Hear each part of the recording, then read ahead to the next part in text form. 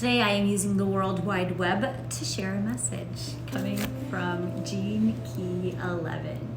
This is the shadow of obscurity, this is the gift of idealism, and this is the city where the divine expression of light. So this is coming to us from the Wisdom Keeper's Oracle deck, the 64 Faces of Awakening by Dr. Rosy, Aronson. And let's see what it says today. Idealism represents the steady flow of archetypal memory into the world of form. Programming partner 12. My wisdom story. At home, I was always encouraged to indulge in my imagination. I was constantly dreaming up and acting out stories, and it was wonderful. At school, however, when I got caught staring out the window, I was told to take my head out of the clouds, pay attention, and be realistic. So I quickly learned to keep my fantasies to myself. For a long time, no one knew how little I cared about real life, which in comparison to my fantasy life seemed completely devoid of wonder. But my parents sensed something was off. They began to worry. They took me to an even more concerned doctor who prescribed me some pills and behavioral techniques to end the delusions and bring me back to the world. For a while it seemed to work and I was able to get off the medicine, but slowly my imagination kicked back in. This time, instead of keeping my dreams to myself, I desperately tried to manifest them. But they could never measure up to my original ideals. Powerless and angry, I tried to push them away again.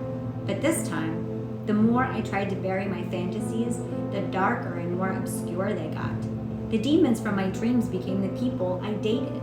I kept recreating the same awful situations, especially in my intimate relationships. It got so bad, I wanted to escape life entirely. Luckily, I had a dream one night where a polar bear walked up right next to me with a golden journal, pen, and paints in his mouth. The next day, I ran to the store and started the first of what would be hundreds of art journals. I drew pictures, I wrote poems, and I painted all of the feelings and visions I'd been afraid to own. I learned to trust in the images that came to me. Now, I always provide a free range outlet for my imagination. And I find that just naturally, I'm embodying and manifesting my deepest dreams.